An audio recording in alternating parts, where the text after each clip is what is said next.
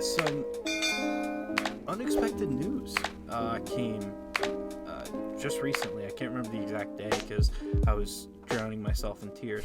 But the Browns ended up firing Alex Van Pelt, the offensive coordinator, Stump Mitchell, the running backs coach, and the tight end coach, T.C. McCartney. I did not really see that coming, especially AVP and especially Stump. I was shocked, to say the least. However, I really didn't know what to think of these moves. And I watched somebody whose content I really like a lot, Quincy Avery. Or, not Quincy Avery. Oh my gosh, why am I forgetting his name? No, I'm Quincy forgetting Carrier. his name. Quincy there Carrier. Yeah, Quincy Carrier. So, Quincy Avery, dude. Oh. I actually did watch him and Deshaun have a podcast I've been watching, so Really? it's interesting. I can't watch it. It just makes me cringe. I'm sorry. I hear you. So, I just watch it just because I want to listen for anything that might stick out to me. Yeah. But, anyways, Quincy Carrier kind of brought up the fact that, why was it that Joe Flacco had so much success in this offense and Deshaun seemed to be very inefficient and seemed to struggle in it? And the reason why is because, Kevin learned under Gary Kubiak, who runs a traditional West Coast style offense, which was very popular 10 plus years ago. Mm-hmm. So, and then you've had guys break off from that like Kubiak era, like Kyle Shanahan, who have modernized the West Coast offense. And I think that's what we're going to experience here in Cleveland. Not to cut you off, but I just want to throw this in here real fast. You know who's a guy that people don't look at and credit them for that same offense and the kind of evolution of it? Who's that? LaFleur with Green Bay. Look at Jordan Love this year. He's been spectacular. Yeah. I mean, this, everywhere that you look that has successful offenses is moving towards a more modern style of the West Coast offense. And really, we saw it earlier in the year. Kevin had wanted to try to incorporate some of these modern West Coast concepts into his game plans. The most infuriating one for a lot of people was the end rounds. The end rounds he would always try, and that's more of a West Coast style thing. With Deshaun, like late-ish, like the middle 3 games that he played, tried to do more out of the gun, just wasn't working. Just was not effective at all. And the reason why, at least I'm anticipating, is because guys like Stump Mitchell, guys like Alex Van Pelt, they don't know the modern West Coast offense. They know the older West Coast offense, that more traditional style. And so what I think you're going to see here, and we will actually talk about a particular hire the Browns have already made that kind of hints at it, is we are probably going to be a team next year that does a lot of RPO, does a lot out of the shotgun. I'm expecting those two to be probably our higher percentage usage plays, higher percentage formations, I should say. And it's going to be interesting because this Browns offense is going to be completely different. I'm convinced. So we will have people in this building that know the modern West Coast offense and know how to teach it is the most important part of it.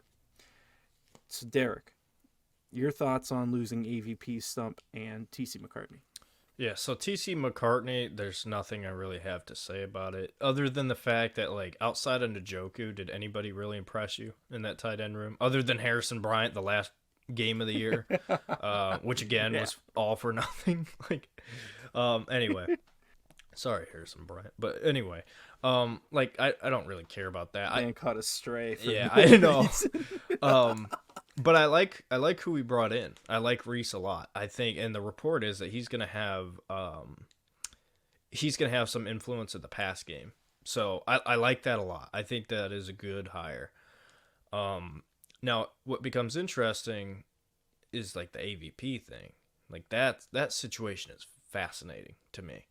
But with Stump, man, it's just heartbreaking. It's just heartbreaking. Like, and I mentioned this, like Ohio State, I got to talk to Perry Eliano, who is the safeties coach at Ohio State. Talked to him and his dad for like 15 minutes, 15, 20 minutes. Great guy. Awesome. And, I've talked to Coach Larry Johnson. I've talked to a couple coaches. And, you realize, hey, these are real human beings. They're real people. Um, and you really learn a lot about it when you talk to coaches and athletes. You realize, hey, they're just people. Like, us as fans view them on a pedestal, sure, but it really sucks to see some of these coaches fired. Like Stump is one of those guys where he's just a good dude, played the game of football, and I thought coached the running back position at a high level. I thought he was a really good coach. So I'm very sad to see Stump go. It's very heartbreaking to see Stump go, especially Yeah, I'm because with you. he's been on these teams with us that have obviously underachieved, and I think he deserves to be here when it's good. And I feel like we're there, but we're about to go to that next level, and I think he deserved to be here, and it sucks. It sucks that Stump is gone, but with AVP Tristan, when that happened, I did a initial like quick 10-minute video just talking about it. Um, what I said in that video was like, "Hey, this is gonna become interesting because here's the thing you gotta understand: offensive coordinator is a big job title. It's a big position. When it's not a big position is when you're not calling plays. Then it just becomes offensive assistant." And game plan coordinator, if you will. So, this is interesting. How is Kevin and how is Andrew Berry and Jimmy Haslam going to handle the title of offensive coordinator?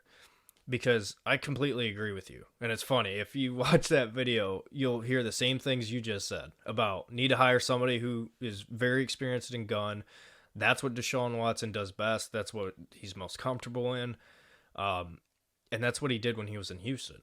Like, that's when he was at his best, was out of shotgun. So I agree. I do think the Browns need to hire somebody who completely fits Deshaun Watson's skill set, what he knows, what he does best. That's very important. The second part of that is what happens with the play calling and what happens with that whole situation. Because I listen, I've criticized Kevin's play calling. I at times I've been very critical, but at this point, like Kevin is a good play caller. Like he is. Does he have his moments? Sure, but everybody does. So, Kevin Stefanski is a good offensive mind and he's a good play caller. But if the Browns want to get the best man for the job, they're going to have to say, "Hey, you're calling plays." I'm sorry. Like that's the reality that maybe we don't want to understand, but it's the truth. Like if you're going to get somebody good for this job, they're going to want to have a higher job title because then if they get if they're a great offensive coordinator and they're calling plays, guess what? Then you're the next Kevin Stefanski and you're head coach. I'm sorry, that's just the reality. So I don't know. I don't know what happens with this offensive coordinator position because there's so much that goes into it. Because there's so much surrounding Deshaun Watson. And again, I talked about it with his health being the number one thing. But as far as on the field when he's playing, putting him in the best positions, getting him in the best spots to succeed, getting him comfortable early on. Like those types of things are going to be what's important in the game plan. So there's that side of things. But also, end of the day, tough question to answer. Is Kevin Stefanski willing to give up play calling? Like, is he willing to give up play calling? And I've made the comparisons with Stefanski and Ryan Day multiple times, and maybe that's not fair, but in some cases it is. Ryan Day this offseason came out and said, well, not calling plays anymore. Bill O'Brien. They viewed him as the right guy for the job as offensive coordinator at Ohio State. Is Kevin Stefanski willing to do that? Is Kevin going to give up his baby of calling plays to maybe get a better guy in as offensive coordinator? I don't know. Last thing I'll say on it is the guy who, the quarterback's coach for the Texans, who was talked about for the job. I like him a lot. Yeah. I would like that hire. So.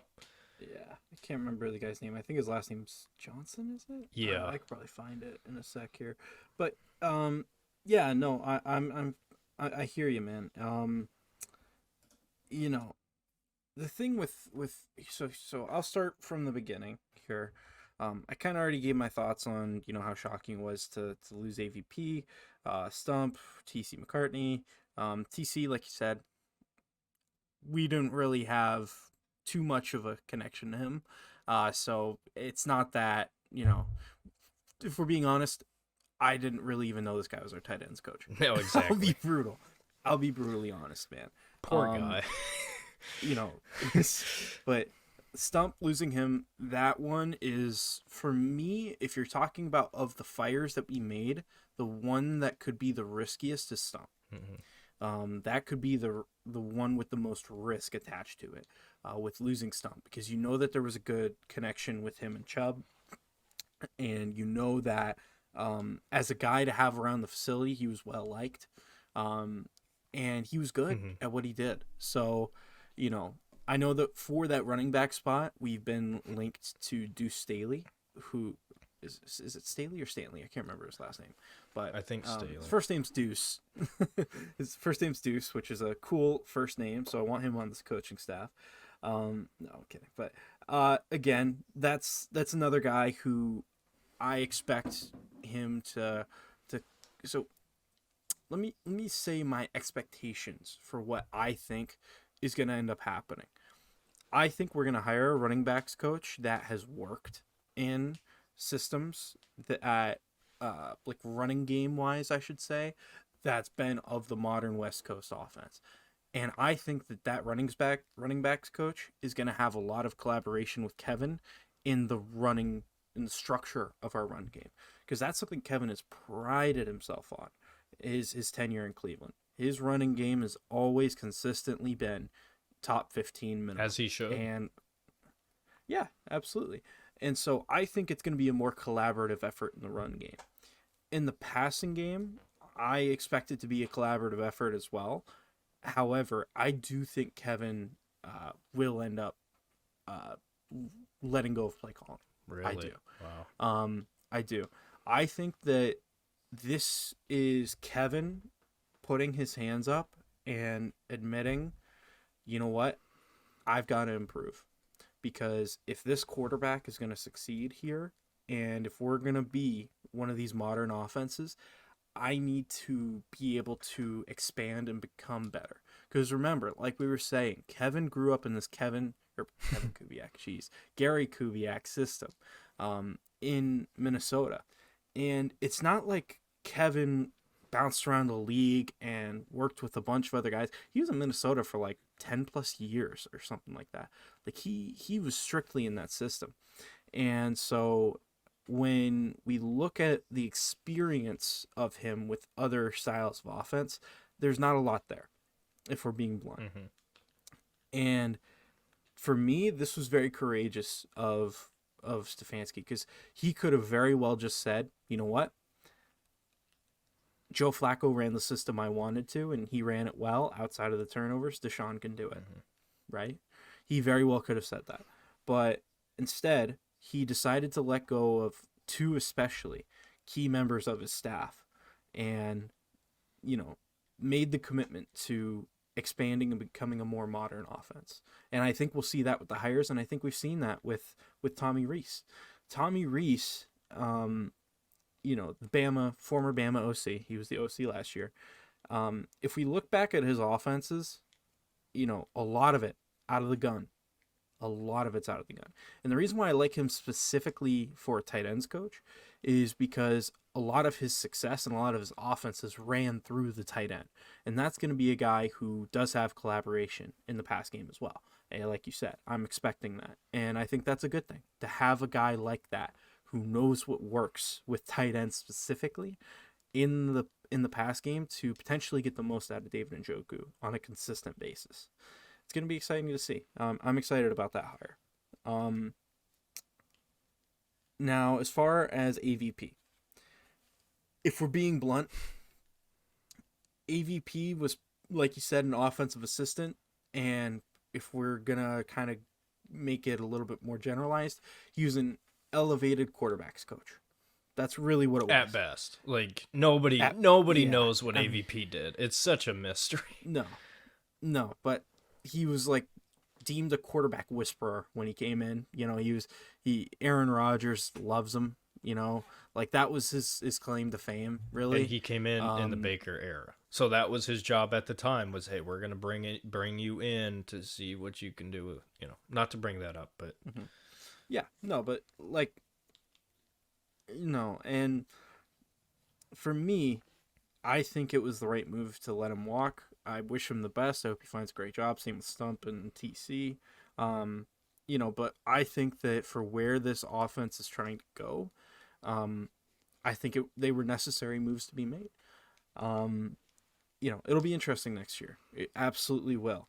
And, you know, before I get into my recommended offensive coordinator, because you kind of mentioned the Texans quarterback coach, Derek, there was some news right before we were about to start that Bill Callahan's son, oh my gosh, Brian Callahan, I believe is his name. I'm trying to find the name. Yeah, Brian Callahan, the Bengals offensive coordinator, was just hired as the Tennessee Titans head coach.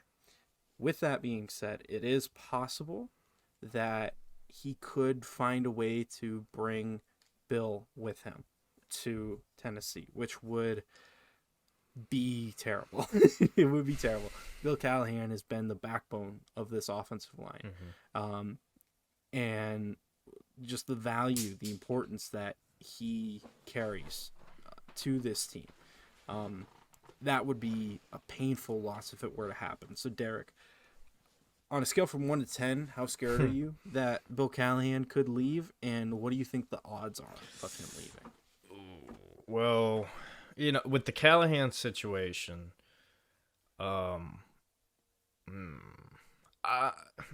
honestly, I'd say a 7. Like, I am very concerned with this news, and I'll tell you why. Like, Bill Callahan's been here for a while, and he's kind of done his job. Like, he's done everything that he's needed to do. He turned Wyatt Teller into what was he, like a 6th-round trade or something like that, into being one of the best right guards in football. Ethan Posick turned him into who is he, to one of the best centers in the league. DeJuan Jones, a huge project guy, flipped him and turned him into something special fast. You know, he's proven himself, and he's done what he needs to do. On the flip side, this is a once-in-a-lifetime opportunity to coach with your son. And that's what scares me. Do the Browns offer anything to say, hey, pass up on this? I actually think we do. I think we offer a chance to go far. And I think that is attractive. But with that being said, neither of us are fathers, right? And we don't know what it's like to have a son in the same profession and, know what that decision is like. So if that were the case, I would, for sure, I would want to, go with my son and kind of push that next level of knowledge onto him. So yes, I'm definitely concerned, but off topic real fast, I wanted to mention something about the Gary Kubiak offenses and offensive coordinator position for what I want to see. Tristan, to me, I've kind of, for the last few years, and even going back to like 2019 even, excuse me, I've had this, like, I've envisioned this Browns offense looking a hell of a lot like the 49ers. And I think you're starting to see that with the pieces, right? When you look at the 49ers, they have two really good receivers, a really good tight end, and a great running back with a solid offensive line, and a quarterback that can manage the situation but also make plays when he needs to make plays. I want to see that here. Like, there's no excuse why we can't see that here. You have David Njoku, who I think is up there now with George Kittle, Travis Kelce. Like, I legitimately think he's up there with those guys. Great tight end, check. Mari Cooper, at least one great receiver, check. I expect the Browns to add another one, whether it be sign, trade, draft. Like, I'm expecting another one. Hopefully that's a check off the list. Running back, Nick Chubb, right? As long as, there's a conversation to be had about Nick Chubb too. But Nick Chubb, great running back, right? And the Browns are probably going to bring in another one, whether it be draft or whatever. So the Browns have the pieces to change this offense into a Kyle Shanahan type evolution of this offense. Obviously, not everything's going to be the same. Each team's going to have different things. But I think the Browns could and should do that. I think that's something that should happen. And another thing along those lines, why is Jordan Love popping off and having such a great year? Why was Brock Purdy in the conversation for MVP for a long part of the season? Why are these teams' quarterbacks playing at such a high level? And this is not to take anything away from those quarterbacks. But this system, this offense, is literally built to help quarterbacks. Like, that's just what it is. It is built to help quarterbacks. And being that this is such an important year for Deshaun Watson, you have got to do everything in your power to help him. And if that means changing up the game plan, changing up the offense, you got to do it. You have to do it. Do I think Deshaun Watson... Well, okay. Let me put it to you like this. The Deshaun Watson at his best that we've seen in the NFL from him, is he better than Brock Purdy? Yes. Is he better than Jordan Love overall? Yeah. Like, that, we've seen him play better than those guys. Is he still? That's a different conversation, right? That's still yet to be seen. And a lot of people who watch this is going to go, no, he sucks, whatever. That's cool. You can have that opinion. That's fine. I'm not going to argue with you. But what I'll tell you is we haven't had the chance to see it.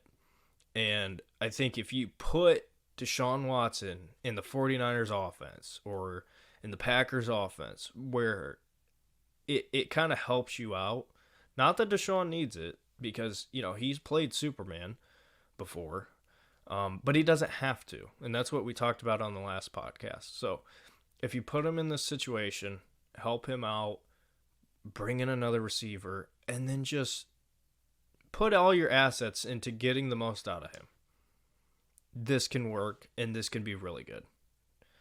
And, there's no excuse why it shouldn't be. This is the NFL. Like, the Browns brought in Kevin Stefanski because he was an offensive guy. Like, for me, last thing I'll say before I'll go to you, I just feel like this Browns offense has been very much living in the past. And sure, it's been the Gary Kubiak, Kyle Shanahan offense, but it's not this offense. It's not the new version. It's the outdated model, right? Where we've kind of been living in that. And it's worked, right? Because you have Nick Chubb and you can run the ball. But if the Browns offensively are going to take this to the next level, got to be a shift. There's got to be a change. You can't do this year in, year out. It's too predictable. It's too predictable. You got to spread it out. You got to hit you from multiple different ways. So, there you go. What say you? Yeah, I'm with you, man. I'm with you. I think it was time for a shakeup offensively. As far as Bill Callahan specifically, I am worried. if we were to lose him, that is such a huge loss. Out of 10, I'd say I'm worried about a 7. Um, where so as far as like if we look at the logistics of losing Bill Callahan, um, the only way that he could leave, because he is under contract, at least from my understanding, he's still under contract, is if the Titans were going to offer him a promotion, which would be, I'm assuming, like an offensive assistant, or it may even have to be as high as like an offensive coordinator role, or if Bill went to the Browns and like, pretty much said, "Hey, please let me go," and the Browns did the polite thing, and let him. Um, which I could see that happening, but again, I'm not sure, man. I think that this team next year is primed to really, really do something. Um, I mean, we didn't even get anywhere near the best out of Deshaun Watson, and we went 5-1 with him. Um, you know, if we can get the absolute best out of that guy, man, and like we're both predicting, I would be shocked if we don't end up with another wide receiver, and I doubt it's going to be from the draft. I believe that we're going to actually go out and get a free agent receiver or uh, trade for our guy. And I'm thinking as each day passes by, I'm thinking it's going to end up being DeAndre Hopkins or Mike Williams, because they're both going to be cap casualties. That you can probably less so DeAndre, but especially Mike Williams, where you could probably pick him up for like a 7th round pick. And to have that guarantee of a guy signing here for 1 year deal at that, it's such a low risk move, low risk, high reward. I think AB is going to go for it. Like, look what he did with Amari Cooper. Mm-hmm. You know what I'm saying? Like, I could see that. So as each day passes by, I'm thinking we're probably going to get Mike Williams. If that's just my gut. But I know you're not big on him. I'm a lot bigger on him because he brings something to our receiver room. But regardless, um, yeah, I mean, you're right, man. The modernization of this offense. Um, listen, it's probably going to be a growing pain. Um, but the biggest thing about eliminating those growing pains is getting Deshaun up to speed on it. Because if Deshaun can minimize his growing pains, we can have growing pains elsewhere throughout the season, and it won't lose us football games. Mm-hmm. Because if Deshaun is well incorporated in the system and really is taking well to it, then that alone is going to help us win some football games, especially with this defense. So, Yeah. yeah, it's going to be an interesting off season. I'm excited to see what direction we go in with this. Mm-hmm. So,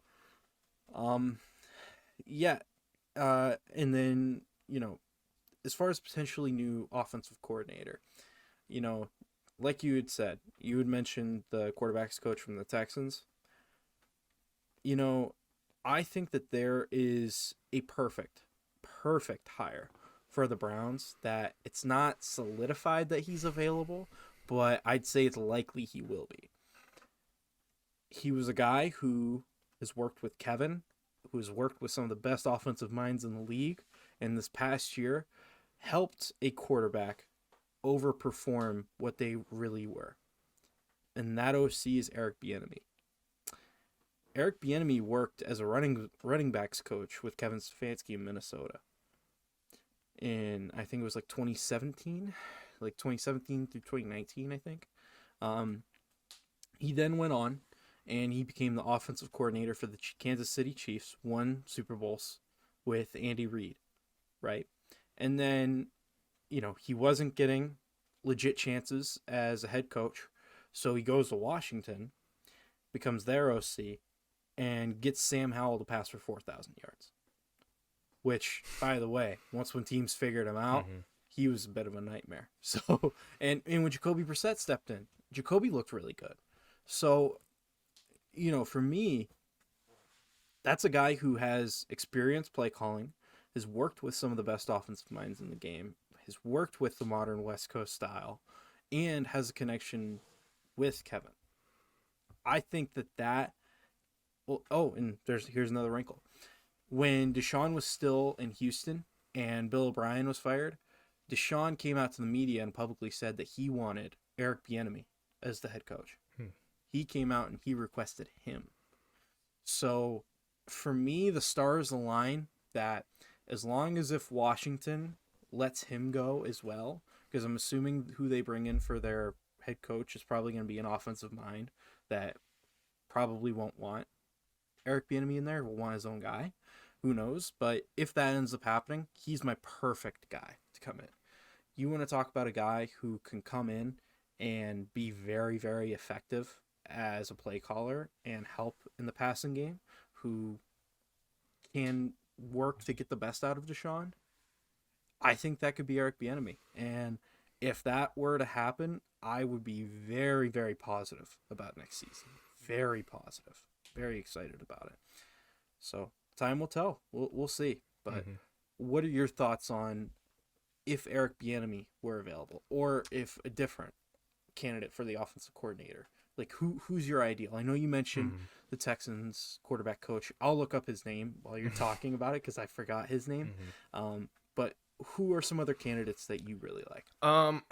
So with Eric Bieniemy, it's a name that I didn't even think about because I just assumed he wouldn't even be available. But the fact that the Commanders fired Ron Rivera, and to your point, if he doesn't get the head coaching job there, which I do think they should at least interview him. And the whole conversation with Eric Bieniemy as a head coach has sparked so much, and deservingly so. Like, this guy has proven himself many, many times over and over and over.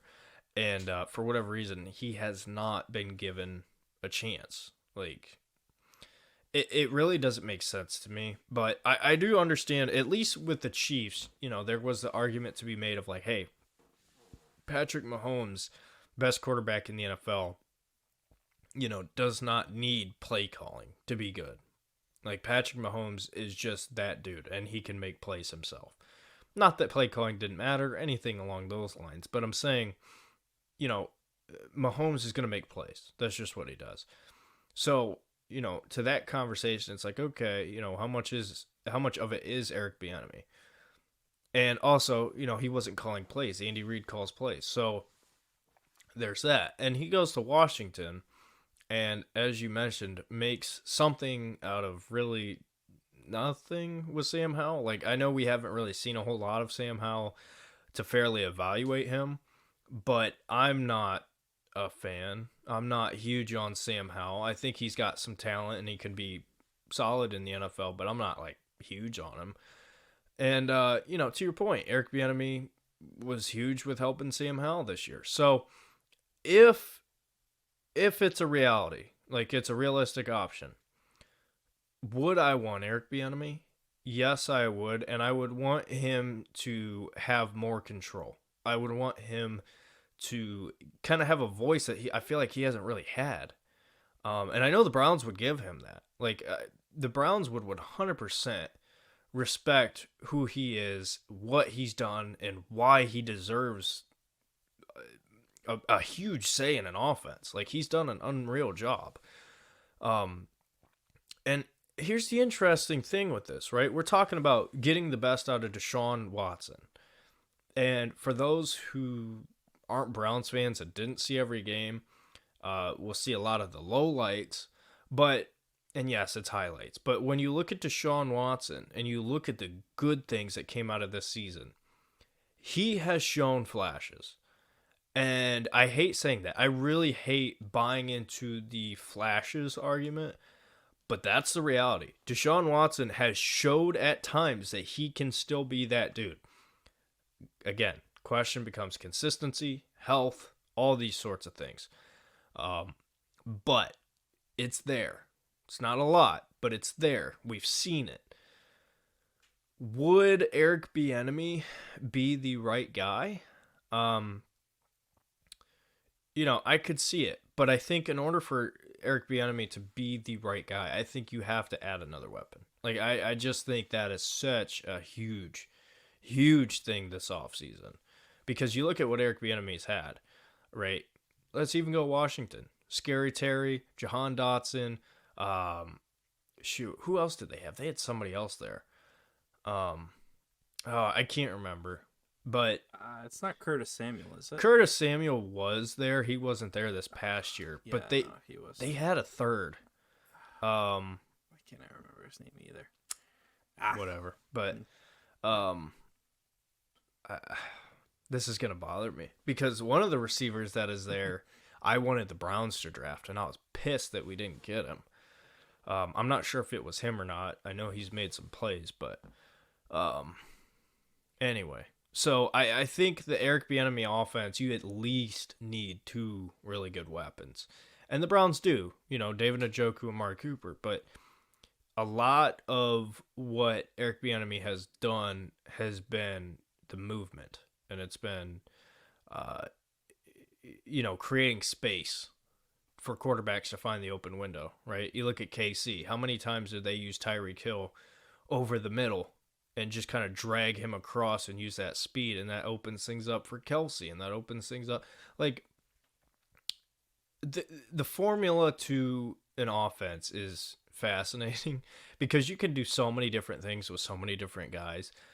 But what Deshaun has showed you, in flashes, I would say that I would feel comfortable hiring a guy like Eric Bieniemy that would come in and say, okay, I'm going to rely a little bit on your talent, and I'm going to use some of your skills to better this offense, right? And I think that's what Eric Bieniemy would do.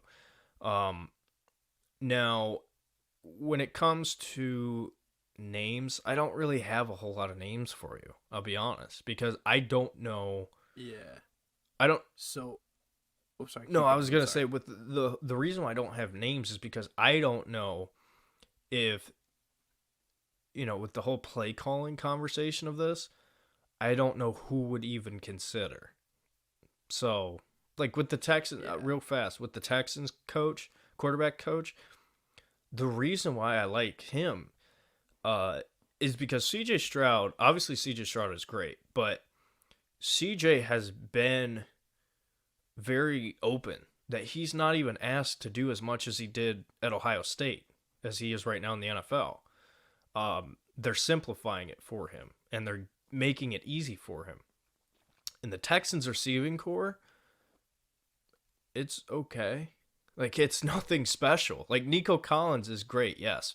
But outside of that, is Noah Brown crazy? Tank Dell's pretty good. Well, I was about to mention that. Tank Dell is really good, but guess who wasn't there? Tank Dell. He was hurt. Yeah. When they slaughtered the Browns, right? Sorry to bring it up, but Tank Dell wasn't there. Tank Dell wasn't there. It was Nico Collins and Dalton Schultz. Right? They are getting the most out of whatever they have. So, obviously quarterback coach and offensive coordinator are two different things, but I don't know.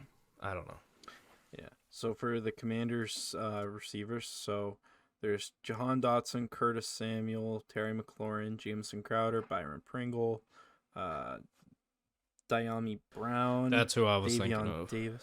Diami Brown. Yeah, I love Diami Brown. I forget where he went to school. Let's see. North Carolina, I think. North Carolina. Yep. He is. Yeah. Right receiver in North Carolina. I wanted him so bad, dude. You don't understand. Yeah. He was my DPJ of like, if we get that guy, we can do something with him. Yes. But, so, as far as candidates, so the Texans QB coach, that's Gerard Johnson. Mm-hmm. The other candidates, so the Browns have interviewed Ken Dorsey, mm-hmm. and they've also interviewed Seahawks O-line coach Andy Dickerson. Don't want him. I don't want him. I mean, I'd be open to it. Again, I'm not sure. It's you're absolutely right. It's very, very interesting as far as, where this team's gonna go from here, what the layout of the responsibilities is gonna look like for the new offensive coordinator, new coaches. But what I will say is, before we move on, I am happy with that Tommy Rees hire. I think it makes a lot of sense for us. And yeah, I think it's going to work out well. And I certainly hope it unlocks even more out of David Njoku because, we've seen what David can do now, and we see what Amari can do as well. And if we can find another receiving threat on the outside, boy, dude, this offense could be special next year. But again, we're going to have the perfect hires. We're going to have the perfect signings, the perfect draft, if it's going to go the way that I feel it could, we're going to have to be pretty darn close to perfect, unfortunately, because listen, this division's tough, man. This division's very tough. With the Bengals losing Brian Callahan, that could be something that works in our favor, even though, I forget the guy's name. Zach, their head coach. Zach, oh my God. Man, we're horrible with names. This is a bad names day today for us. Wow. Because, oh my gosh. Usually we can think of it right off the top. Oh my gosh. Hold on. Zach. Wait, hold on. Come on, Siri. Don't let me down. Bengals head coach. Zach Taylor. There you go. That's who it is. Yeah. Zach Taylor. He is the primary play caller there, but losing Brian Callahan could be big for them. We'll see. But yeah, it's such a tough division that, there's a world where the Browns finish first next year, and there's a world where they finish fourth. Like, it is not out of the realm of possibilities for anything to happen in the division next year. But we'll see, man. We'll see. With that being said, any final comments on the Browns before we kind of move on to other NFL stuff?